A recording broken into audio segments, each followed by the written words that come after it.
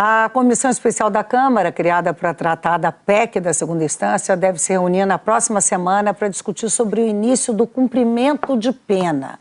O relatório sobre o tema seria lido e votado hoje, mas, a pedido do presidente da Câmara, Arthur Lira, foi tirado da pauta. O presidente da Comissão Especial da Câmara, deputado federal Aliel Machado, do PSB do Paraná, conversa agora com a gente. Obrigada, deputado, por nos atender. Olha, essa PEC foi apresentada 2 anos atrás, né? E aí ia ser hoje, só que não ainda. Como é que o senhor recebeu esse pedido de adiamento pelo deputado Arthur Lira, presidente da Câmara? Boa tarde, deputado Aliel. Olá, Maria Beltrão, olá a todos que compõem a bancada. Obrigado pela oportunidade. Eu assumi recentemente a presidência da comissão nesse ano, no meio da pandemia, também com a execução da CPI da Covid, que estava acontecendo no Senado, que também tomava o espaço na agenda política, e nós decidimos construir, com muita calma, com muita responsabilidade, um texto e também um ambiente político que permitisse a apreciação da matéria com chances de aprovação. Depois de nós termos a finalização da CPI no Senado e também dessa amenização, graças a Deus, da Covid, da pandemia, nós decidimos pautar. E hoje o presidente da Câmara entrou em contato comigo, me dizendo que alguns líderes o procuraram, têm interesse em tentar ali ter um consenso dentro do texto, propondo um acordo. Nesse acordo, ele tenta costurar até a próxima semana, para que a proposta não seja retirada para vistas e, portanto, possa ser apreciada sem que haja um kit obstrução. Claro que isso é difícil, porque são diversos partidos e líderes. Agora, estou convicto que nós não podemos esperar mais. Há necessidade de fazer apreciação do texto, o texto foi amplamente debatido, discutido, e é para atender o anseio da população e colocar o país aí dentro de um sistema jurisdicional mais correto. Deputado Otávio Guedes, boa tarde. O que seria um consenso numa PEC de prisão sob segunda instância? Porque, assim, prisão ou é ou não é. Como é que você faz um ajuste numa matéria desse tipo? Olá, Otávio. Olha, eu prefiro não chamar de prisão em segunda instância, ela é muito mais ampla do que isso.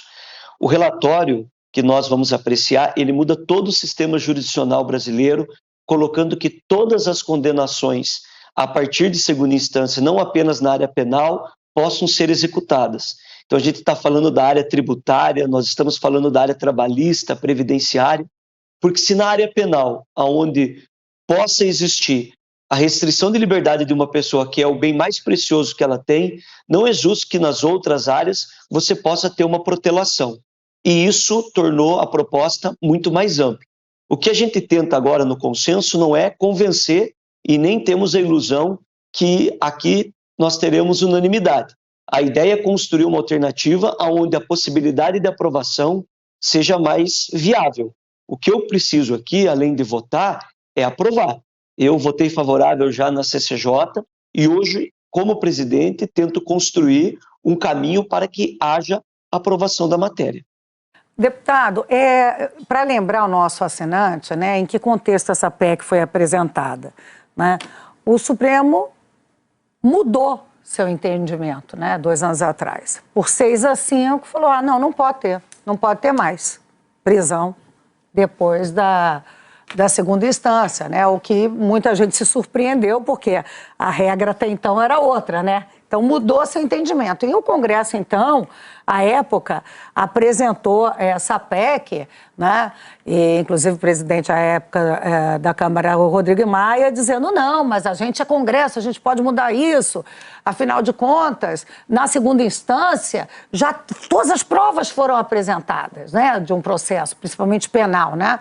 As provas estão ali, então você vai ficar com essa morosidade da justiça indo até lá, o Supremo Tribunal Federal, muitas vezes até o crime prescreve e a pessoa que cometeu o crime não é presa. Então eu quero a sua opinião pessoal sobre o tema, o senhor já disse que votou a favor, e qual é a expectativa em relação a hoje os parlamentares, que muitas vezes alguns podem estar enrolados na justiça. Então, o senhor acha que vai passar? A sua expectativa é essa? Bom, eu estou fazendo todos os esforços, acompanhei o relatório do deputado Fábio Tradi, que teve diversas alterações para construir um texto possível de ser aprovado. É importante destacar aqui, Maria Beltrão, eu entendo que o Supremo Tribunal Federal, que por margem pequena de votos teve mudanças sobre a interpretação da Constituição em algumas oportunidades, e eu particularmente, não que eu concorde com isso, mas o que está colocado na Constituição é, até o trânsito em julgado, a pessoa não pode ser considerada culpada. Portanto, o entendimento do Supremo, quando permitiu a prisão em segunda instância, estava equivocado. Eu digo pelo texto constitucional, tanto que o próprio Supremo reviu essa posição. O que nós estamos fazendo aqui é nenhum ativismo político, nós não podemos entrar na esfera da disputa eleitoral, das narrativas políticas que se construíram em torno disso.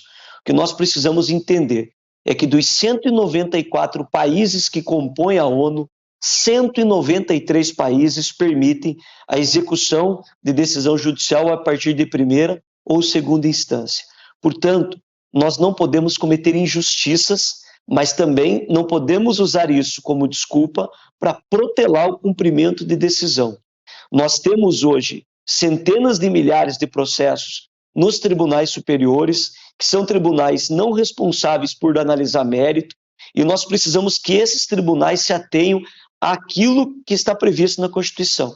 Importante destacar também, a proposta atual valerá, caso seja promulgada e votada, caso seja aprovada, apenas para casos novos. Isso é importante porque traz segurança jurídica, mostra que não é um ativismo político nem perseguição, mas melhora o sistema político brasileiro na área jurisdicional, na área do direito. É muito importante, vai ser bom para o nosso país e vai corrigir injustiças.